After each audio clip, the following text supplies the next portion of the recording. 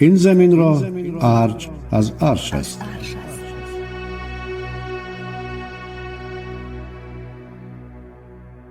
زنجیره گفتارهای طلایی اندر شناخت تاجیکان.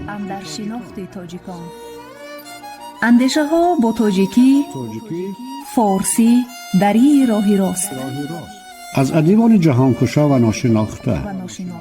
اعتبار گذشتگان در آثار بزرگان جهان. این زمین را ارج از عرش است.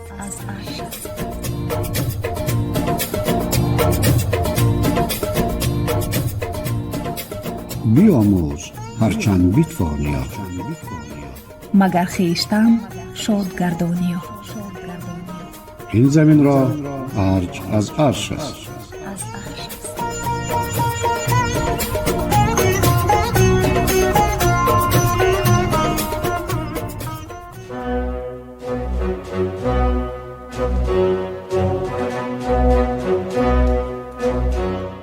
شنونده عزیز، شما خوانشی بدیعی را تحت عنوان داستان نازگل در پیشنهاد مؤلف جانبک اسراریان و کارگردان زبیدالله جان محمد میشنوید.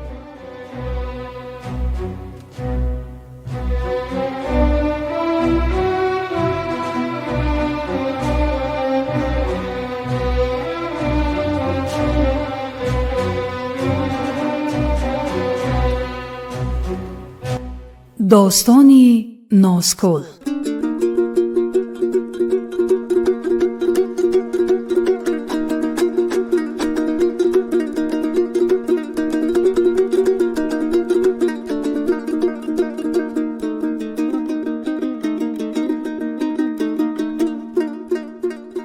یک قوزه گلم در لب ناوردانه.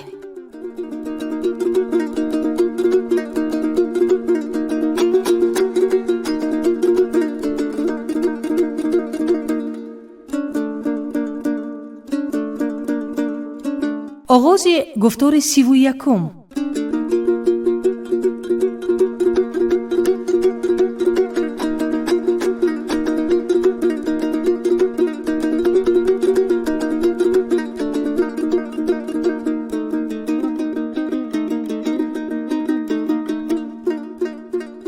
اگر از خاطرات خود بگویم، در حوالی امان با تشبث ایشان ستار شوی امه خطیچه 4 تود و بیش از 100 دانه انوربون نشانده بودند.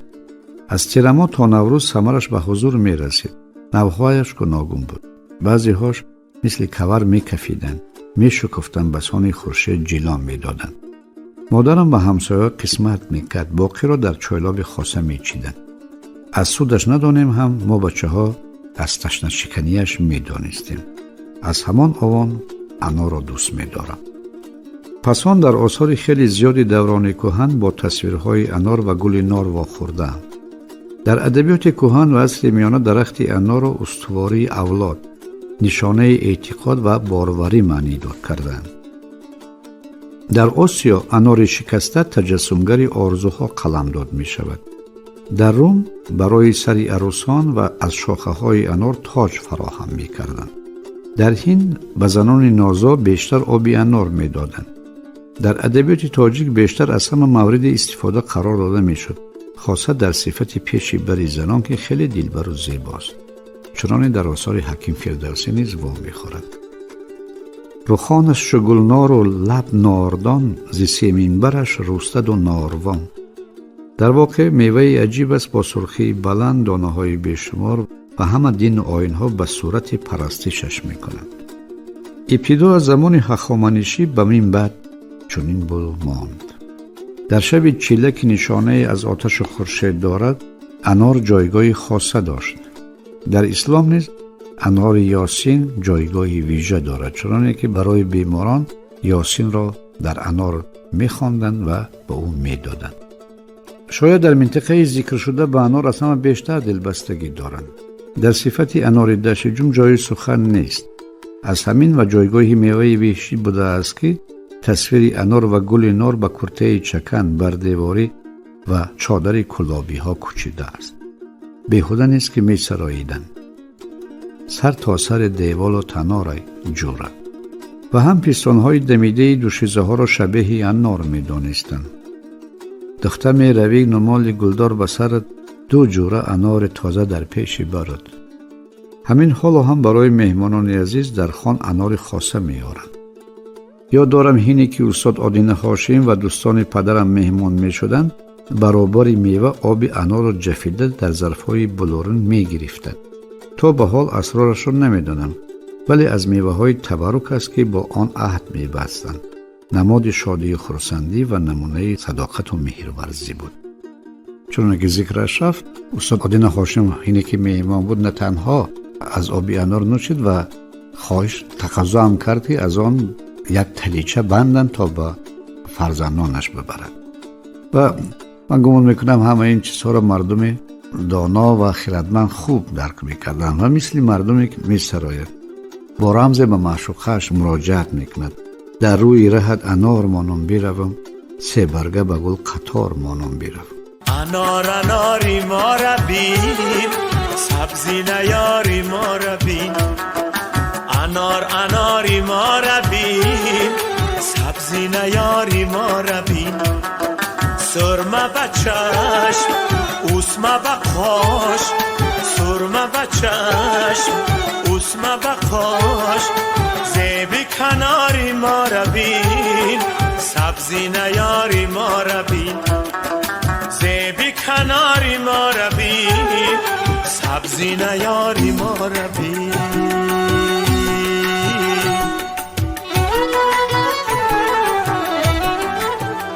پهلوی حولی ما خانواده دروازی ها زندگی میکرد. فضل دروازی و پشم مامی شریفه با فرزندانشان. سالهای 50 عصر 20 فضل که خویش و تبار نداشته است با اپش به خاولین می آید و برابر مهاجران و تهدشت مهاجر بشود. مامی شریفه از حد لهجه خود بیرون نمی رفت. در صورت آنها از دروازه مثل می زدند که پس از دیدن کلاب به هموطنان نقل کرده است: کلاب وطن خوب است، خلقاش بخیل. یک نمود درخت دارند، اگر شاخش نبرند به درواز سر میکنه. گپ سر نهال تاگ می رود که میان مذهب ها در پیدایشش ماجرا هنوز هم ادامه دارد. در ابتدا آن را درخت قدسی می شمردند، چه از آن نوشابه خدایان حاصل می شد. تاگ را در بستگی با ثمرش درخت زندگی و عمر جاویدان می دانستند. کار تا جای رسیده که یهودان قومی برگزیده دعوا دارند که خدا انگور و انجیر را نخست بر آنها واگذار کرده بود و دیگران بر آن دست یافتند. اما تا زمانی که یهود خود را بشناسد، باختر سرزمین تاگزارها عنوان یافته بود. هنوز سالنامه‌نگاران یونانی از فراوانی انگور باختر معلومات دادند. در عصرهای میانه و آخر عصر 19 و ابتدای عصر 20 همین گونه صفت را در باب انگور منطقه می توان پیدا کرد. گیاهشناسان قدیم شرق تاک را با سبزه زندگی برابر می دانستند و از آن قدیمتر مادر و تاک توأم بودند. از همین بوده که تاک و انگور در گلدوزی ها ناروشن‌تر، ته غیر خورده به چشم می رسد، ولی در آثار هولبوک دو و پیچش های تاک نمایانند که در فصل های پیشین مراجعت کرده بودند. در ایجاد مردم پیچش و تاب خوردن های تاک با درد و علم ها مقایسه می شود که خیلی شیرین و دلبر می نمایند. این تاک چه تاک تنه افگارم، این جوره میدهک بی آزارم. در بیت زیر قیاس رنگ دیگر می گیرد که به همان باورهای پیشین در پیوندی است. انگور بهترین آفریده است که لذت حیات می بخشد و در دو دنیا همراه انسان است. و در یک بیت یک نوع پارادوکس احساس می شود. انگور زیتاق خوشه انگور زیتاق، مرگ و اجل آمده است هر دوش به اتفاق. اینه که سرودها را با مطلع ششتگی بدم در تی توتی پدرم، یا در سرک دیوار تو یک نوده تور دیلم به تو می سوزه ای کرتکبود می شنوم. توتهای دری خانه و درخت پیرسال حولی همسایه پیش نظرم می آید. به هر بهانه به تو چسبیده همسینفم را هنگام جارب کچش مسخره می کردم. او با خنده پاسخ می گفت. نمی دانستم که آن نشانه عشق نورسی بود. با هر بهانه می خواستم او را ببینم. آن آوان چایلا با سیم و ستون زدن ها معمول نبود. تاک را پهلوی تود یا ارعر سفیدار میشناندند که به قدش سر میکشید. خوب نشو و نمام هم میکرد. در همین مضمون ربایی ترانو میشد که دیگر باری معنی رو میکشد و تصویر عامیانه واقعی است ولی خوشرو و صمیمی. چایلاب بلند داری، پای شکتود، کاشان سیاه داری و زلفا بری رود. شنونده ارجمند، ما تود را خوب میدانیم، از مزهش حلاوت میبره و تود واقعا درخت نجیب است. چینیان تود را درخت طلوع خورشید میگویند. در اروپا روایت است که در ابتدا تود رنگ سفید داشت تا آن زمانی که دو دلداده در لب چشمه زیر تود ملاقات داشته خودکشی کردند. از آن پس رنگ تود سرخ شد.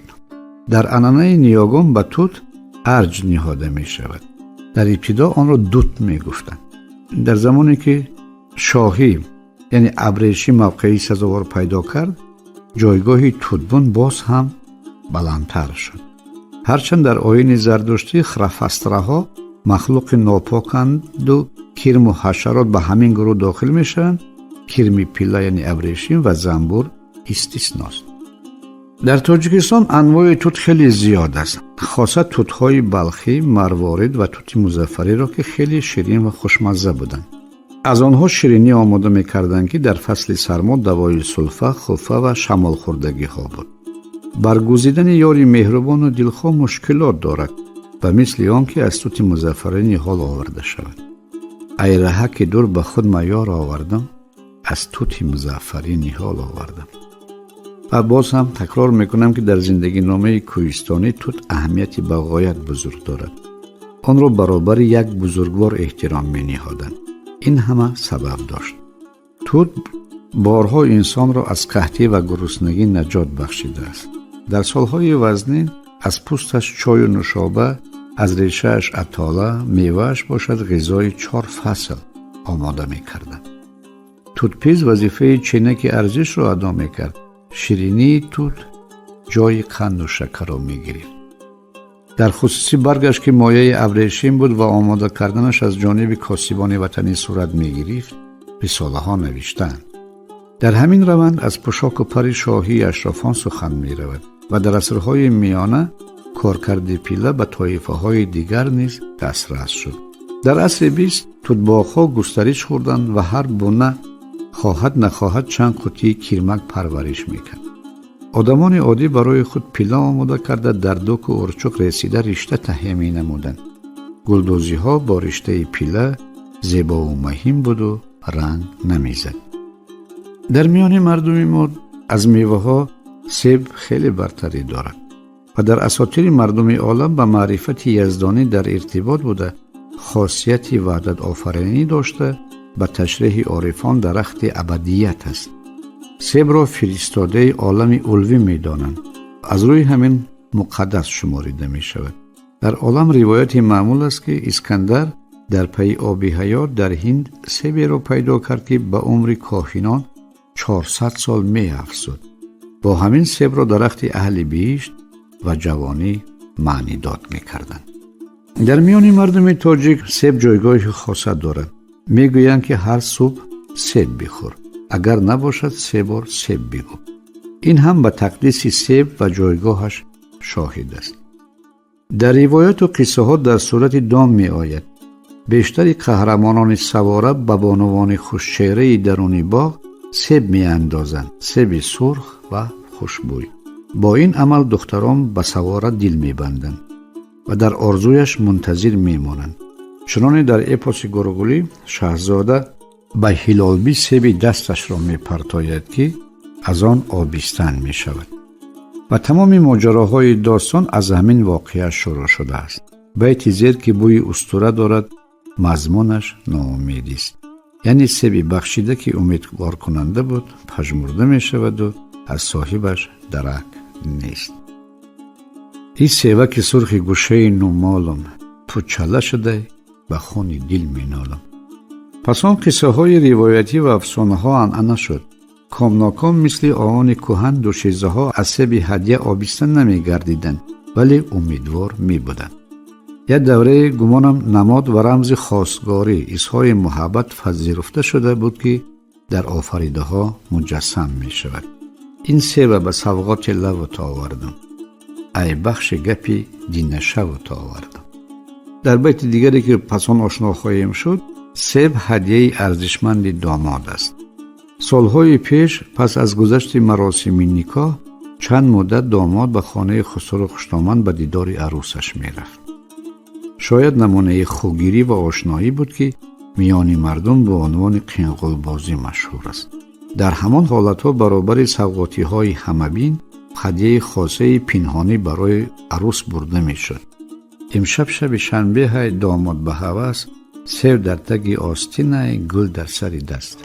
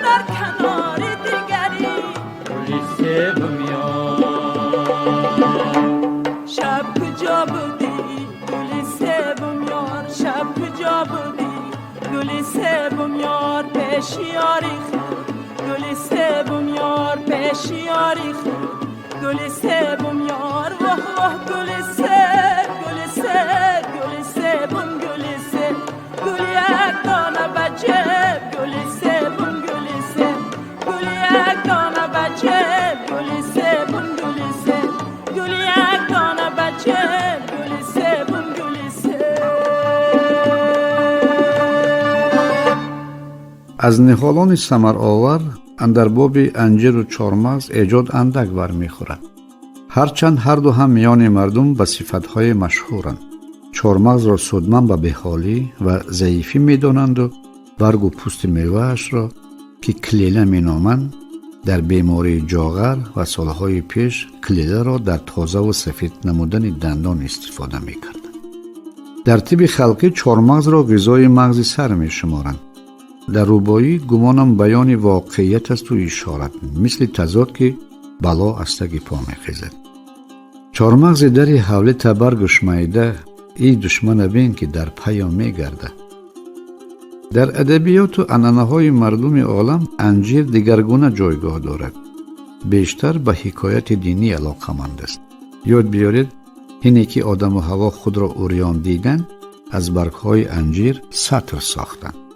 به قول رمز و نمادشناسان نشانه قداست و فضیلت و زاد و ولد و عمر طولانی است.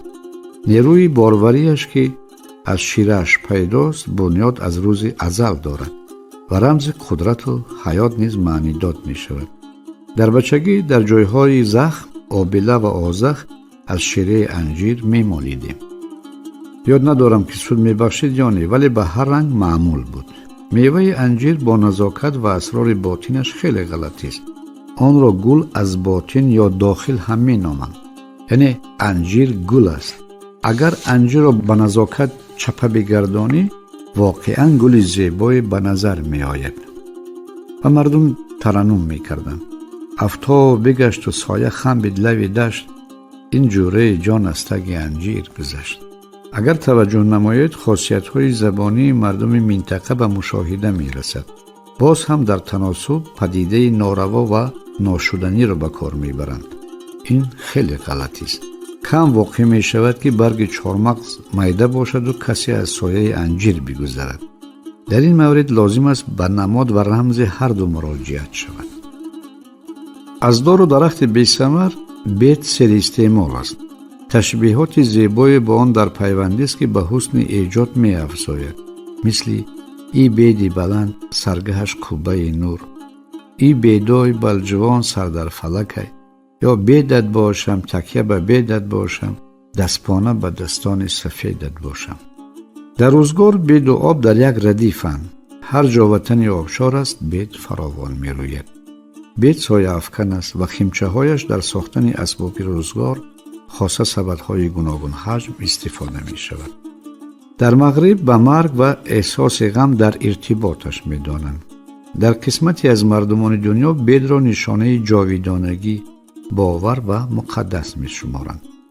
در روسیه شرقی مقال معمول بود. هر کی بید می کارد قبر خود را بل می زند. در خلق تاجیک اصلا چوب تابود را از نوده های بید آماده می کردند. ولی مهمتر از همه سرسبز است و بیشتر به صفت مکان واخوری دلداده ها، سایبان و نمونه بهترین شعریت تلقی می شود. در لوک یا بیدای قطار صدقه، در سایه بید کوی خمار صدقه، این بیدی بلند و عشق پیچیده من، بیا آشتی کنیم جوره رنجیده من. همزمان نوهای مجنون بید، زر بید، رزه بید، سنگ بید هم به خاطر تناسب سخن، وزن شعر و صفت و تشبیه با کاکل دختر، مجنون و زول و غیر فراوان تصویر می یابد. در سایه بید ششته بید زر بیده، دو زلفی سیاد مثال مجنون بیده. بیده بیده در لبیو زر بیده، بیده بیده در لبیو زر بیده، زلفکای یاری من مجنون بیده، زلفکای یاری من مجنون بیده.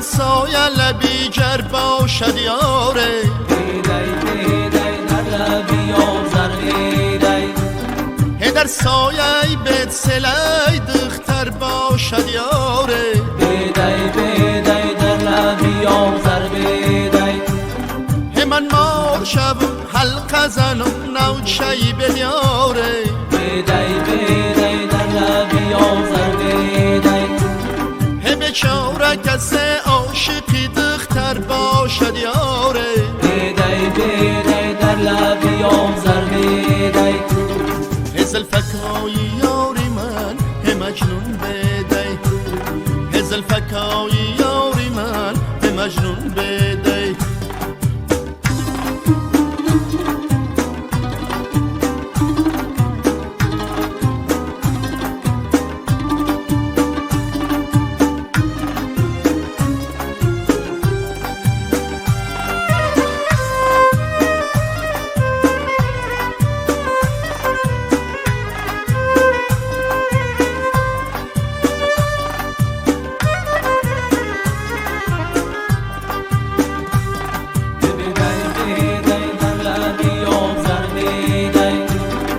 در تهکی بچینی و سرشون نکنی یاره، بیدی بیدی در لبی آزر بیدی، ای بچه‌ای که هستونه دیوانه کنی یاره، بیدی بیدی در لبی بیام ضربه دی هدوون نکنی اشاره خون نکنی یاره بیدی در لد بیام ضربه دی حساب قاشه گیری خدا چه آواره کنی یاره بیدی در لد بیام ضربه دی هزل فکای یاری من هم مجنون بیدی هزل فکای یاری من هم مجنون بیدی.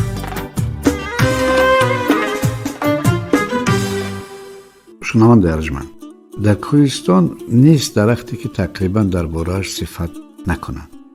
یکی از این درختانی که برای ما خیلی معروف و معمول است ارچه که در کوهستان انواع گوناگون دارد، مثل سوزنبرگ و سرو و صنوبر و آنها نماد رمز زندگی هستند و جاویدیت. خلق وابسته با ذوق و سلیقه و خاصیت‌های آنها با نزاکت و نازکی از آنها استفاده می‌کنند. مثل من آه کشم برگ صنوبر سوزد. این همان اشاره به روایت مردمی است که در زمان نورسی ما معروف بود. روایت به طریق ذیل است. پروردگار به زاغ امر می‌دهد که آب حیات را به سر و تن آدم بریزد، اما او با علت آب را بالای ارچه می‌ریزد که سبب سرسبزی درخت و بدنامی زاغ می‌شود. گمانم در نظر داشت همین قصه شاعر خلق خیلی با لطافت از واقعه ناله می‌کند که انجامش مرگ است. در تناسب زیبا و مهارت ایجاد جای گپ هم نیست. زارت کشتن زاری بزارت کشتن، در یاله مزاری ارچه زارت کشتن.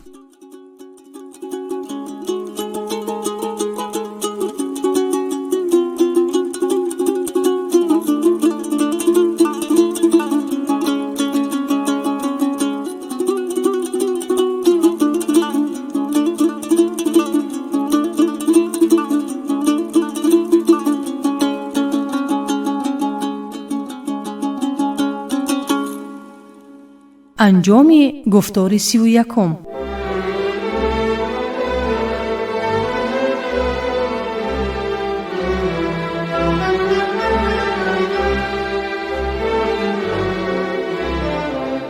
شما خوانش بدیعی را تحت عنوان داستان نازگل در پیشنهاد مؤلف جانبک اسراران و کارگردان زبیدالله جان محمدов شنیدید.